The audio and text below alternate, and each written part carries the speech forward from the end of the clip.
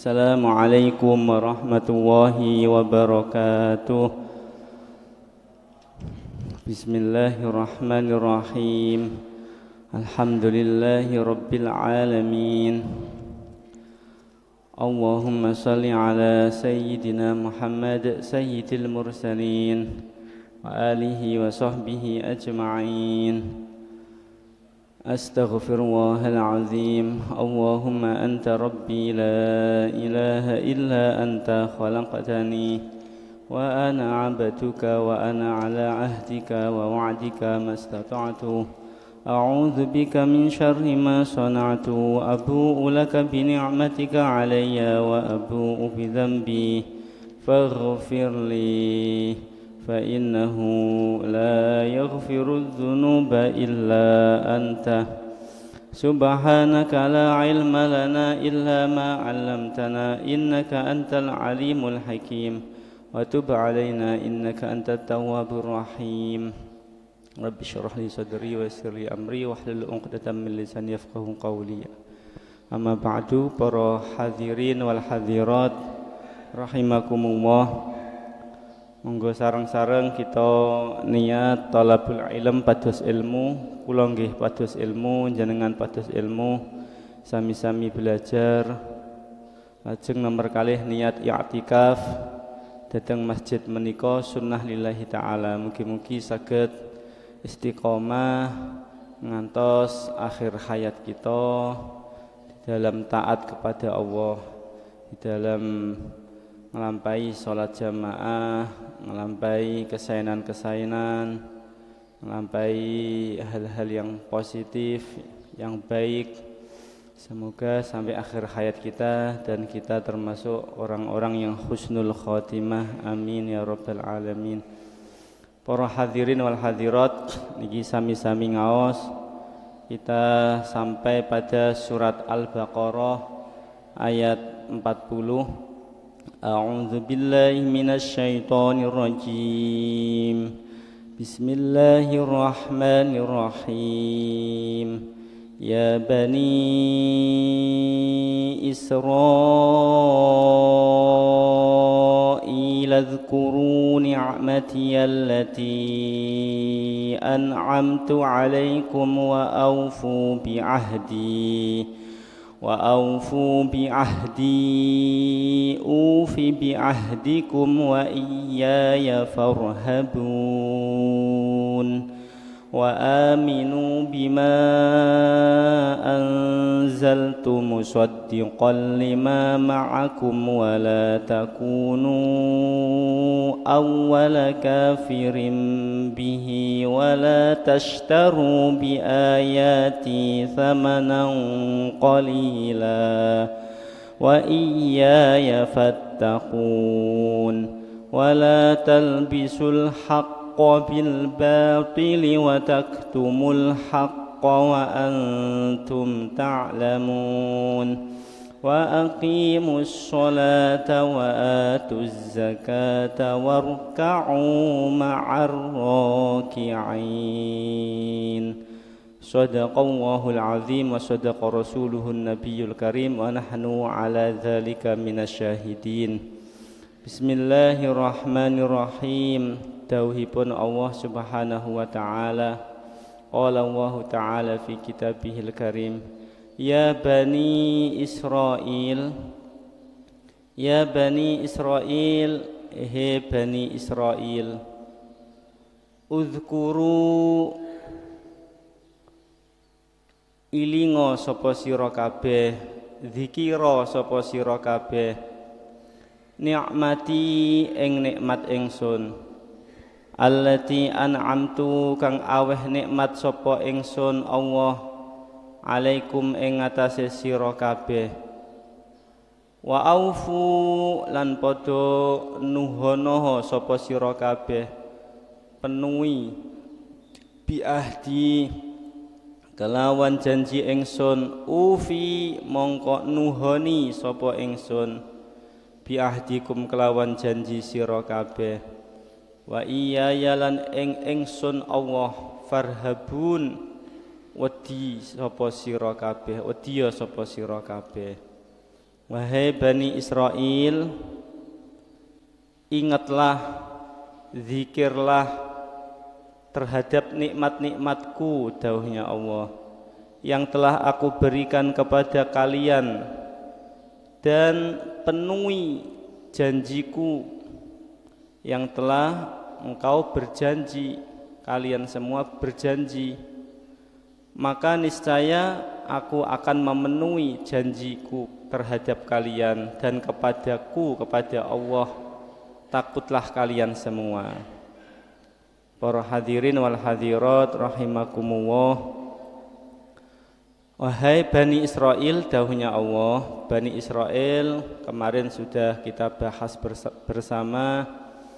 Bani yaitu keturunan, Israel yaitu sebutan lain daripada Nabi Yakub alaihissalam, yang artinya Isra adalah abd, hamba, Il adalah Allah, maksudnya Abdullah, hamba Allah.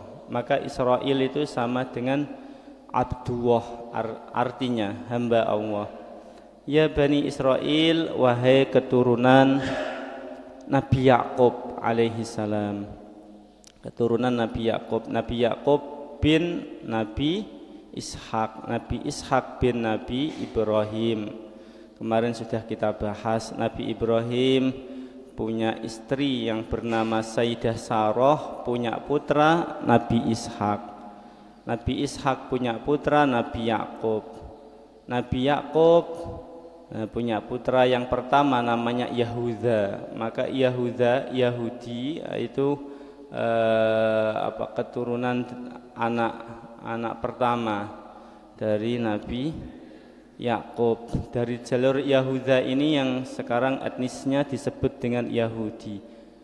Kemudian Nabi Ibrahim gadah istri kalih Sayyidah Hajar dan dikaruniai putra ingkang bernama Nabi Ismail alaihissalam. Dari Nabi Ismail inilah yang menurunkan baginda agung Nabi Muhammad sallallahu alaihi wasallam.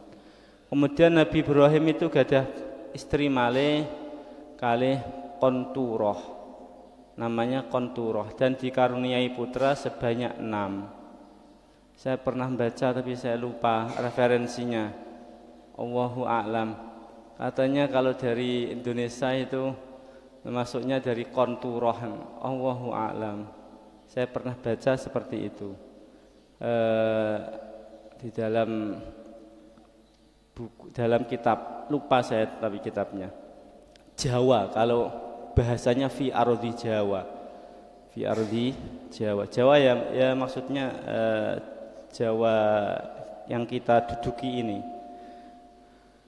Ya Bani Israel, wahai Bani Israel, ingatlah, uzkuru. Uzkuru itu zikir. Zikir itu bisa bil lisan, pakai lesan. Kalau pakai lesan berarti menyebut. Uzkuru, zikir bil qalb, dengan hati, yaitu mengingat-ingat. Nah, ini perintahnya ya dua-duanya. Lawannya mengingat berarti melupakan, lawannya menyebut berarti diam. Berarti jangan diam engkau wahai Bani Israel. Jangan lupa wahai Bani Israel, nikmati terhadap nikmat-nikmatku, nikmatnya Allah Subhanahu wa taala. Nah, ayat ini itu membahas Bani Israel dan sepak terjangnya. Ini panjang bahasannya. Dalam surat Al-Baqarah itu dibahas mulai ayat 40 sampai ayat 123. Sampai saya qulu sufaha juz 2 itu, saya qulu sufaha minan nasi ma wallahum an qiblatihim allati kanu 'alaiha qul lillahil masyriq wal maghrib yahdi may yasha, sampai akhir. Nikmat itu apa? Nikmat itu ya sesuatu yang menyenangkan, sesuatu yang positif, yang melebihi dari modal kita, itu namanya nikmat. Para hadirin wal hadirat rahimakumullah, lah kita ini tidak pernah punya modal ya toh, kita lahir itu semuanya dari Allah Subhanahu wa taala.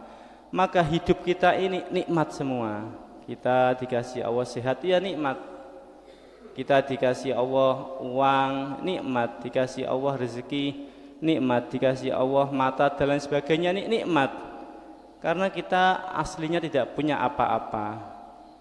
Nikmat itu hal yang positif yang melebihi dari modal kita. Dalam sebagian definisi seperti itu. Maka seluruh ini kita bisa bernafas, kita bisa, nikmat yang paling agung kita dijadikan tergolong umat Nabi Muhammad dan kita iman kepada Allah Subhanahu wa ta'ala. Semoga kita bisa mensyukurinya hingga akhir hayat kita, termasuk umatnya Nabi Muhammad, minal mu'minin dan husnul khatimah. Allati an'amtu alaikum, yang Allah, yang aku, dahulunya Allah telah memberikan kepada kalian semua, dan penuhi janji, penuhilah kalian semua terhadap janjiku. Mereka itu sebelum Nabi Muhammad diutus, mereka berjanji akan mengimani Nabi akhir zaman.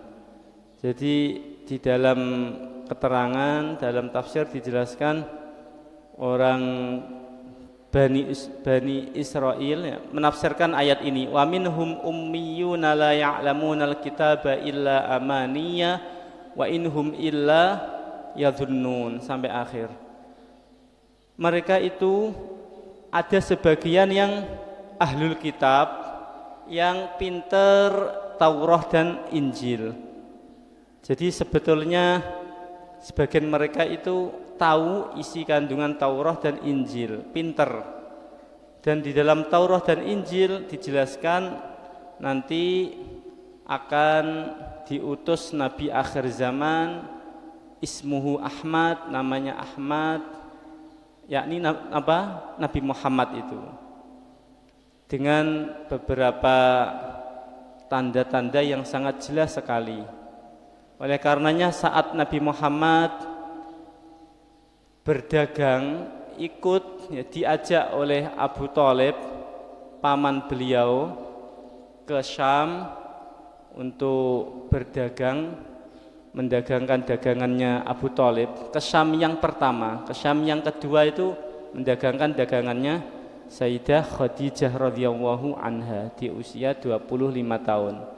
Ini waktu Nabi masih di usia 9 tahun. Dalam riwayat lain 10 tahun. Diajak ke Syam. Maka pada saat itu ketemu dengan pendeta Bahira. Pendeta Bahira tahu betul, oh ini sesuai dengan apa yang ada di dalam Taurat, dalam Injil. Ini anak kecil ini calon Nabi ini, akhir zaman. Lah, ayahnya itu sudah meninggal, orang tuanya sudah meninggal. Kemudian Bahira tanya kepada Abu Thalib, kamu siapa? Saya ayahnya. Dia enggak percaya, saya enggak percaya kalau kamu ayahnya. Kemudian Abu Thalib berkata, iya bukan ayahnya, tetapi saya pamannya. Tapi dalam tradisi Arab, paman dia dianggap ayah. Kan Pak D, Pak Le itu juga seperti ayah. Maka abihi memanggilnya. Maka Bahira, saya tahu kalau kamu tidak ayah kandungnya, kalau pamannya saya percaya. Karena tanda-tandanya ini sudah jelas sekali, ini adalah Nabi akhir zaman. Bawa pulang, jangan kau lanjutkan perjalanan ke Syam. Nanti khawatir dibunuh oleh Yahudi. Demikian di dalam kitab, bahkan di dalam Barzanji yang kita baca juga. Dalam Barzanji juga disebutkan al-haditsus tsani an Ka'bil Ahbar an Atha ibni Yasar ya qala 'allamani abi at-Taurah illa sifra wahida kana yakhtimuhu wa yadkhiluhu as-sunduq, sampai akhir. Di situ Ka'bil Ahbar itu an Ka'bil Ahbar ya qala 'allamani mekaten nggih atau ada an atau Ibnu Yasar habis itu saya agak lupa an Ka'bil Ahbar qala 'allamani abi insyaallah seperti itu. Ka'bil Ahbar itu dia lahir saat Nabi masih ada, tetapi Ka'bil Ahbar itu tidak termasuk sahabat. Karena apa? Dia masuk Islamnya itu setelah Nabi kapundhut. Dia belum pernah menjumpai Nabi Shallallahu Alaihi Wasallam. Pada masanya sahabat Umar radhiyallahu an, dia baru menyatakan Islam, datang ke Madinah dan memeluk agama Islam. Tapi bapaknya Ka'bil Ahbar ini tidak mukmin, tidak muslim.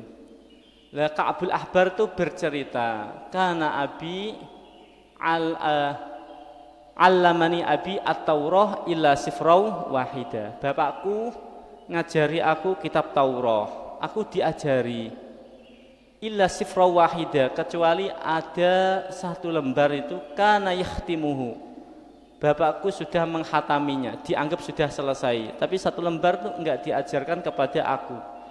Kana yakhtimuhu wa yadkhiluhu sunduk, dan ia memasukkannya ke dalam peti satu sifar, satu lembar tersebut.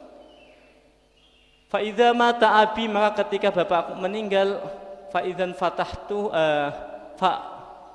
fatahtuhu fa idzan fihi nabiyyun yakhruju akhir zaman mauliduhu bi Makkah wa hijratuhu bil Madinah wa sultanuhu bisyam. Saat bapakku sudah meninggal, aku buka peti itu, penasaran, ini ada satu lembar kok enggak diajarkan kepada aku ini.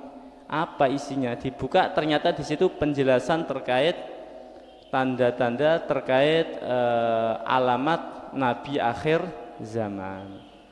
Fa idzan fihi yakhruju nabiyyun akhir zaman. Mauliduhu bi Makkah, lahirnya di Makkah. Wa hijratuhu bil Madinah, hijrahnya di Madinah. Sudah di Taurat, di Injil dijelaskan seperti itu. Jauh sebelum Nabi Muhammad hijrah, jauh sebelum Nabi Muhammad dilahirkan di dunia. Walaupun Nabi Muhammad itu awaluhum bima'na akhiruhum suratan, ya, Nabi Muhammad terakhir Nabi yang dilahirkan di dunia ini, tapi awaluhum bima'na, pertama kali yang diciptakan oleh Allah, nur Nabi Muhammad Shallallahu Alaihi Wasallam. Dan nur Nabi Muhammad ini dititipkan kepada sulbi yang suci semua, mulai dari Nabi Adam hingga semuanya, dari wataqallubaka fis sajidin, aku taruh nur Muhammad pada ahli-ahli sujud. Maka kita selalu baca hafizal ilahu karamatan li Muhammadin aba'ahul amjad saunal lismihi tarakus sifah hafalam yusibhum aruhu min adami wa ila abihi wa ummihi. Dan ini bulan Rajab ini tanggal 1, di dalam beberapa kitab dijelaskan tanggal 1 Rajab itu nikahnya abahnya dan ibunya Nabi Muhammad, artinya Sayyid Abdullah dan Sayyidah Aminah pada 1 Rajab. Kemudian ada yang merewatkan juga pada 1 Rajab ini nur Nabi Muhammad dititipkan di sulbi di Sayyidah Aminah.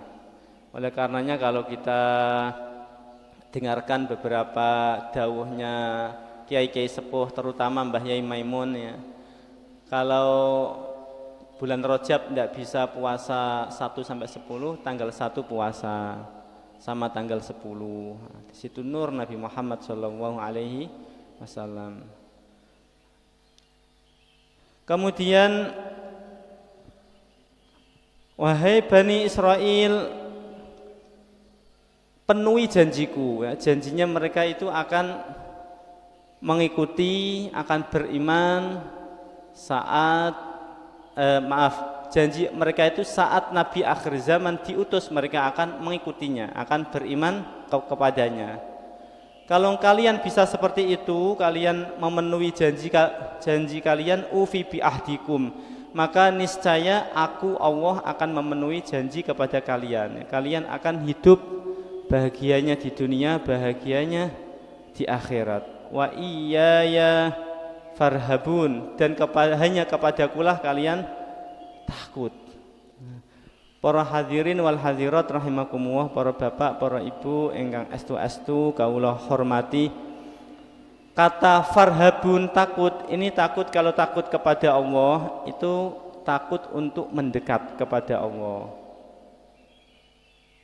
Kalau sudah takut kepada Allah maka tidak ada satupun yang ditakuti. Karena apa? Allah itu yang menciptakan semuanya, alam semesta, yang menggerakkan semuanya. Kita bisa hadir di majelis ini tanpa ada taufik pertolongan dari Allah nggak akan bisa. Kita nanti dapat rezeki berapa tanpa ada iradah, qudrah, ilmu Allah tidak akan bisa. Itu semua adalah bi qudratillah wa bi iradatillah wa bi ilmillah. Maka orang yang takut kepada Allah nggak takut kepada yang lainnya. Karena ketika seluruh makhluk jin dan manusia berkumpul untuk memberikan manfaat kepada kita, kepada saya, dan Allah tidak menghendaki, enggak akan sampai itu manfaat. Pada saat mereka semua jin dan manusia jikalau berkumpul untuk memberikan madarat pada kita, pada saya, dan Allah tidak menghendaki, enggak akan terjadi madarat tersebut, bahaya tersebut. Maka dia kalau takut kepada Allah, takut di sini berarti ya khasyah wa raghbah, mengharapkan dan takut untuk menerjang larangan Allah. Semoga kita bisa senantiasa menjadi orang-orang yang selalu ingat kepada Allah, takut kepada Allah sampai akhir hayat kita. Ini sebetulnya karena apa? Menjelaskan terkait sepak terjangnya Bani Israel, juga ini mengingatkan pada kita semua. Karena Al-Quran itu kan untuk untuk ya semuanya. Walaupun di situ ada kisah-kisah itu selain untuk mengeksplorasi, untuk menjelaskan terkait kejadian pada saat itu, juga apa yang bisa kita ambil dari kisah tersebut. Nah, kita berarti dari ini kita hendaknya harus selalu mensyukuri nikmat Allah. Jangan sedikit-sedikit berkeluh kesah. Karena kita harus mengingat bahwasanya sebetulnya seluruh yang kita miliki ini nikmat dari Allah. Walaupun satu hari dapat 20.000 itu juga nikmat dari Allah. Karena sejatinya kita itu tidak pernah punya modal, maka hidup kita adalah nikmat dari Allah Subhanahu wa ta'ala. Dan kita harus memenuhi janji kepada Allah, janji kepada sesama. Ini beberapa yang bisa kita ambil, kita petik. Kemudian juga yang bisa kita petik berarti di sini perintah Allah untuk selalu mengingat, menyebutkan nikmat. Maka di dalam hadis disebutkan malam yashkurin nas lam yashkurillah. Siapa orang yang tidak bisa berterima kasih kepada sesama manusia, dia tidak bisa syukur kepada Allah. Maka penting juga ketika ada orang yang baik kepada kita, kita harus berterima kasih kepada dia. Dan juga harus bersyukur kepada Allah, yang menggerakkan itu Allah. Tapi kita juga harus berterima kasih, harus tahu jasa. Kita tahu jasa para pahlawan kita memperjuangkan kemerdekaan, terutama jasa baginda Nabi SAW hingga kita mukmin, jasa Wali Songo hingga kita Islam semua ini, jasa orang tua kita itu harus kita ingat. Tidak boleh ngundat-ngundat, itu bukan ngundat. Itu sesuai dengan udzkuru ni'matiyallati an'amtu 'alaikum wa aufu bi ahdi ufi bi ahdikum wa iyaya farhabun wa aminu bima anzaltu musaddiqan lima ma'akum wa aminu, dan imanlah kalian semua wahai Bani Israel, bima anzaltu. Sekali lagi ini mulai ayat 40 sampai 123 itu semua membahas Bani Israel. Lah isinya itu Bani Israel itu pokoknya sembrono semua ayat-ayat itu, Masya Allah. Berarti ini kan, mohon maaf, saya dari ayat ini ketika terjadi sekarang peperangan antara Israel dan Palestina, di situ kan berita kan macam-macam, ada yang pro Israel, ada yang jelek-jelekan Palestina. Saya mudah sekali, saya berdasarkan ayat-ayat seperti ini, maka saya berani mengatakan bahwasanya kalau misalkan ada berita-berita yang pro dengan Israel, saya bisa menyatakan harus diteliti dulu kebenarannya, karena melihat daripada konteks ayat-ayat ini, mereka itu ya sepak terjangnya seperti itu, maka bisa jadi kabarnya itu hoaxnya yang terkait pembelaan Bani Israel. Contoh sederhananya saja, misalkan mereka jelas-jelas melakukan genosida berapa ribu itu, tapi mereka tidak mau dituduh melakukan genosida. Ya, Allahu a'lam. Tapi saya kalau berpikir dengan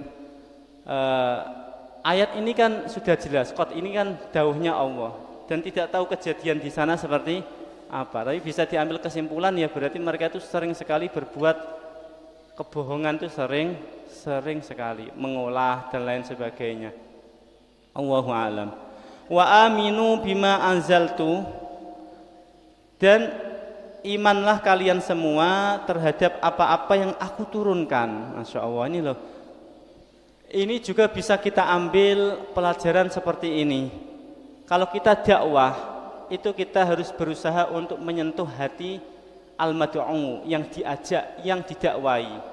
Di sini Allah itu menjelaskan ya Bani Israel, memanggilnya dengan wahai baninya hamba yang sholih, bahkan baninya nabi yang sholih, wahai keturunan nabi yang sholih. Ini tujuannya apa? Supaya mereka itu pertama untuk memuliakan, untuk takrim, dan mendorong agar mereka itu melakukan perintah-perintah Allah dan menjauhi larangan-larangan Allah. Seakan-akan dahulunya Allah itu seperti ini, wahai Bani Abdis Sholih, Bani Nabiyil Karim, jadilah kalian semua seperti nenek moyang kalian di dalam taat dan ibadahnya. Karena banyak dari Bani Israel yang diangkat menjadi nabi. Para hadirin wal hadirat, para bapak, para ibu yang estu-estu kaula hormati, walaupun tidak semua Bani Israel nggih, sekali lagi, karena tidak boleh generalisasikan, karena ada yang Bani Israel yang mukmin, seperti Ka'bul Ahbar itu bahkan dari Yahudi yang mukmin.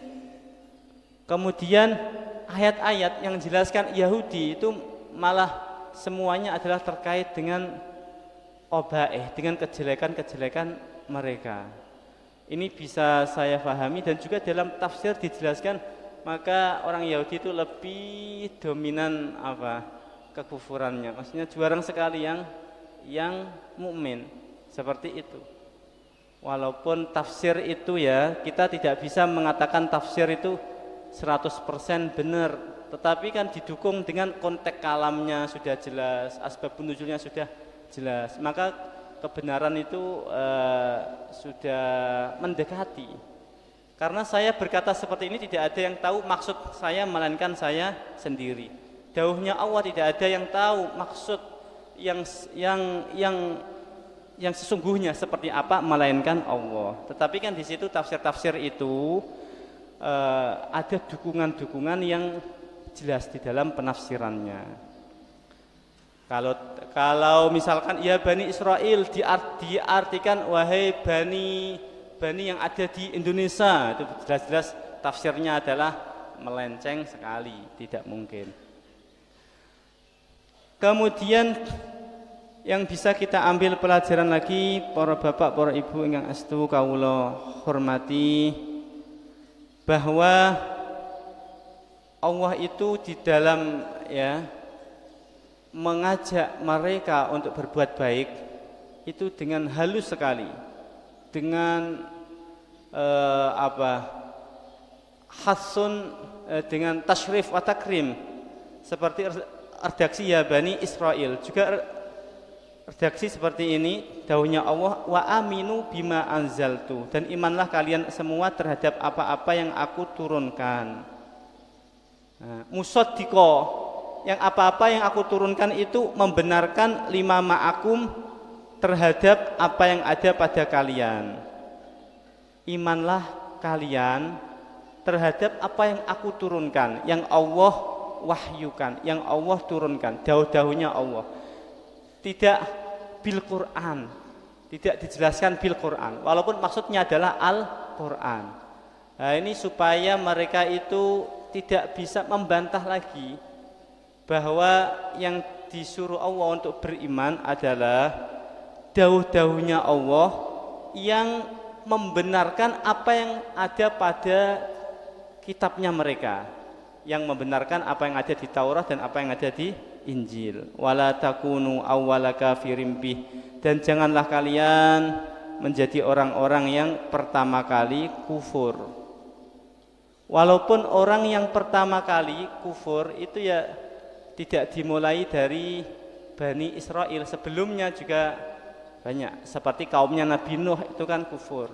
Maka di sini pertama itu diartikan di dalam beberapa tafsir adalah orang yang paling terdepan untuk kufur kepada Nabi Muhammad.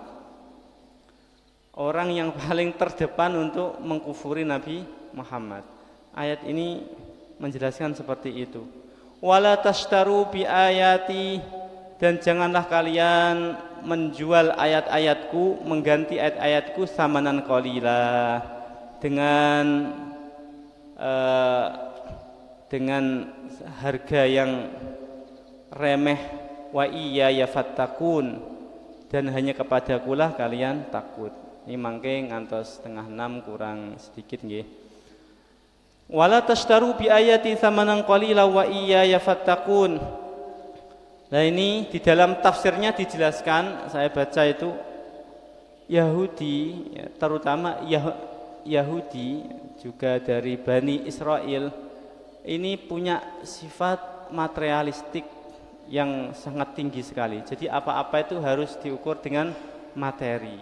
Maka ayat ini jelas sekali menggambarkan wala tashtaru bi ayati tsamanan qalila wa iyaya fattaqun.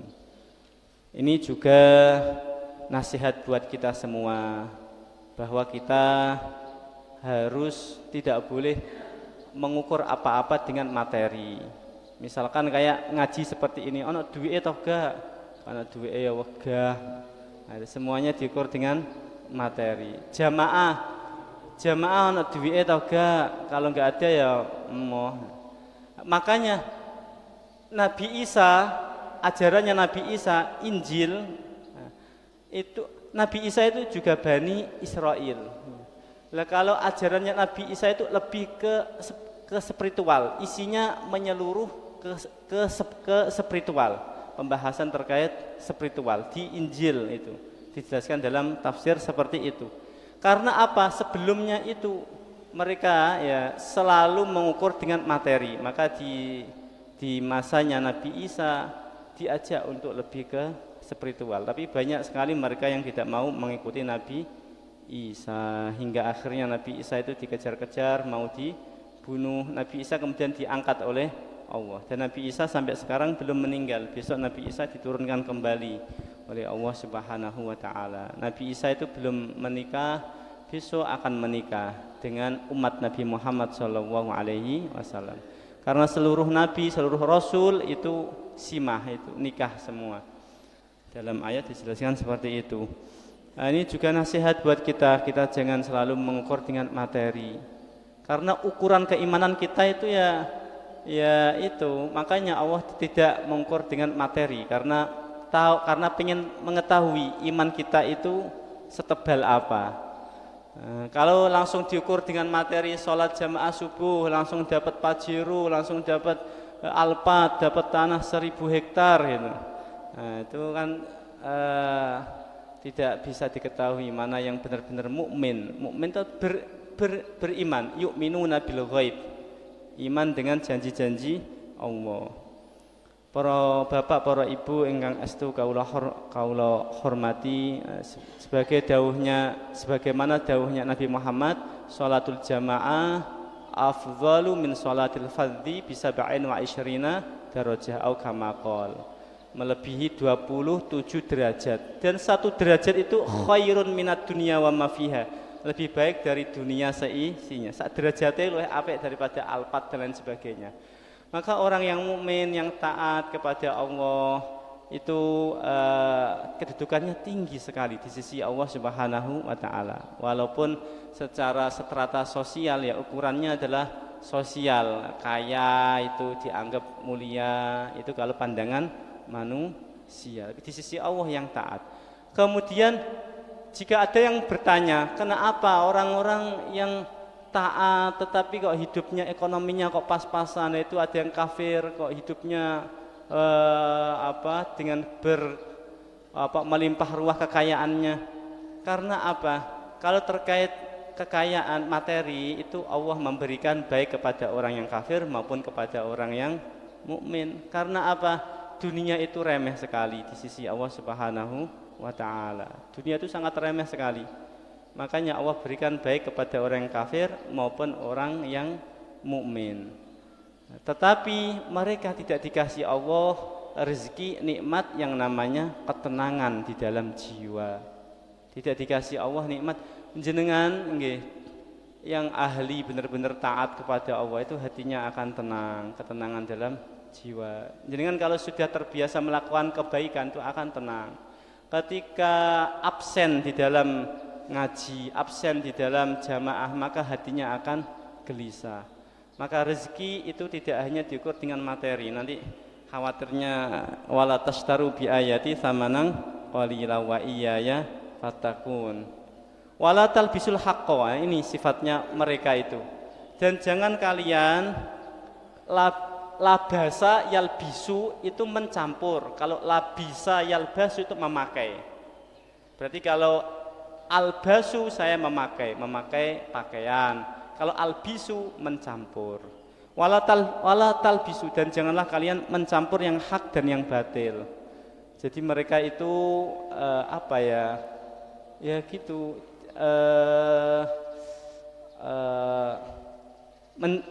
mencampur adukkan yang hak dan yang batil. Kemudian menyembunyikan yang hak, sebagaimana yang diceritakan oleh Ka'bul Ahbar tadi itu.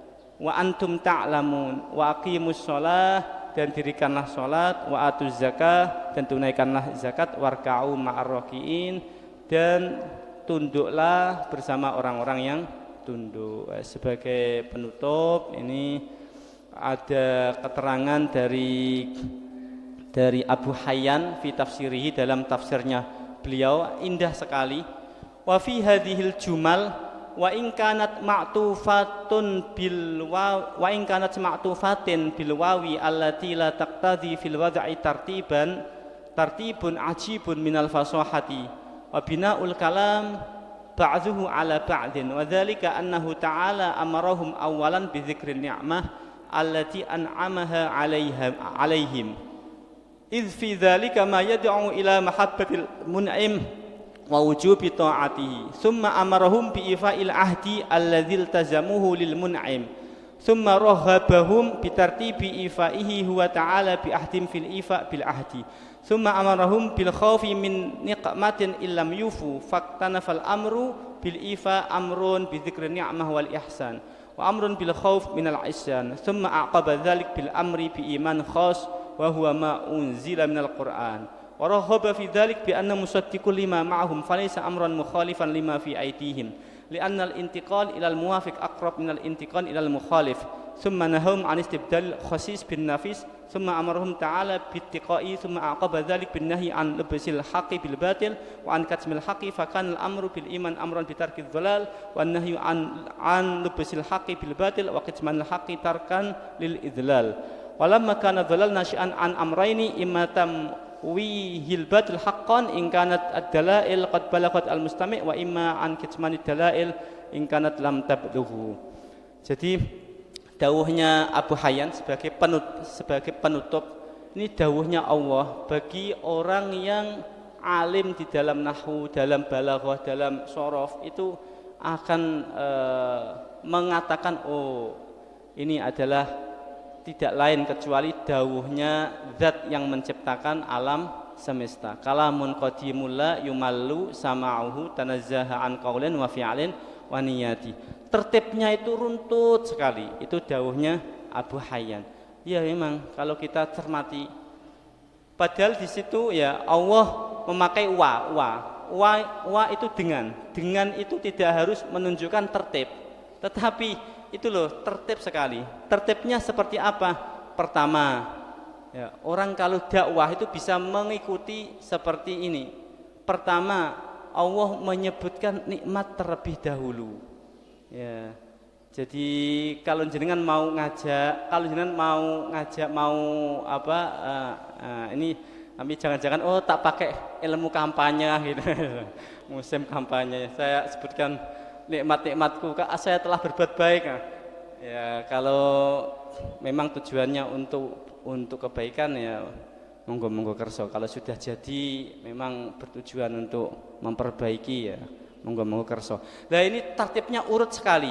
Disebutkan nikmat, wahai Bani Israel, ingatlah nikmat-nikmatmu yang aku berikan mulai sejak dulu. Bahkan Bani Israel itu selamat terus, tidak habis sampai akhir zaman, masih diberi kesempatan untuk taubat. Padahal kesalahannya banyak sekali. Ayat 40 sampai ayat 123 bahas terkait kesalahan-kesalahan pada surat Al-Baqarah. Surat lain juga banyak sekali. Kemudian setelah itu urut. Lah, kalau kamu sudah mengingat nikmat, nanti kan akan muncul rasa cinta kepada orang yang memberikan nikmat, kepada Allah.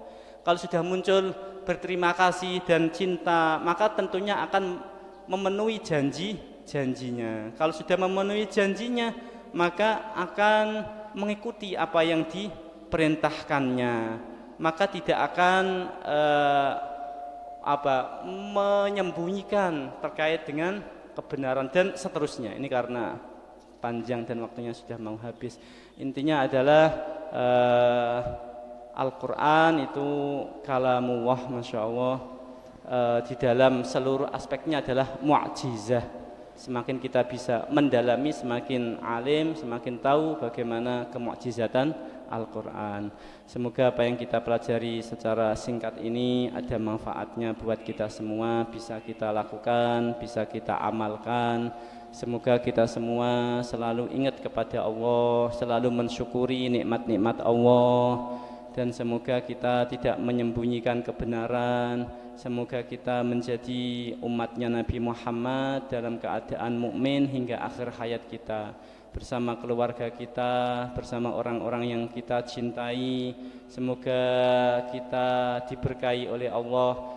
Allahumma barik lana fi Rajab wa Sya'ban, pada bulan Rajab dan Sya'ban ini, wa balighna Ramadan, dan semoga kita semua diberi Allah panjang umur, bisa menjumpai Ramadan di dalam taat kepada Allah dan panen amal kebaikan. Besok kita dikumpulkan kembali bersama-sama, bisa berjumpa dengan para nabi-nabi Allah, bertemu dengan Nabi Adam, Nabi Idris, Nabi Nuh, Nabi Hud, Nabi Saleh, Nabi Ibrahim, dan bisa bersanding dengan baginda Rasulullah sallallahu alaihi wasallam. Diampuni dosa-dosa kita, diangkat derajat kita, ditutup aib kita. Allahumma inna nas'aluka ridhaka wal jannah wa na'udzubika min sakhatika wan nar. Allahumma atina fid dunya hasanah wa fil akhirah hasanah wa qina adzabannar. Wa sallallahu ala sayyidina Muhammad wa alihi wa sahbihi wa baraka wa sallam. Subhana rabbika rabbil izzati amma yasifun wa salamun alal mursalin walhamdulillahi rabbil alamin. Bisiril Fatihah. A'udzu billahi minasyaitonir rajim. Bismillahirrahmanirrahim. Alhamdulillahi rabbil alamin. Arrahmanir rahim. Maliki yaumiddin. Iyyaka na'budu wa iyyaka nasta'in. Ihdinas siratal mustaqim. Siratal ladzina an'amta 'alaihim ghairil maghdubi 'alaihim waladdallin. Amin. Fa idza wufiqtu faminallah wa idza akhtatu faminni wallahu wa rasuluhu minhu bari'an. Qul qawli. Assalamualaikum warahmatullahi wabarakatuh.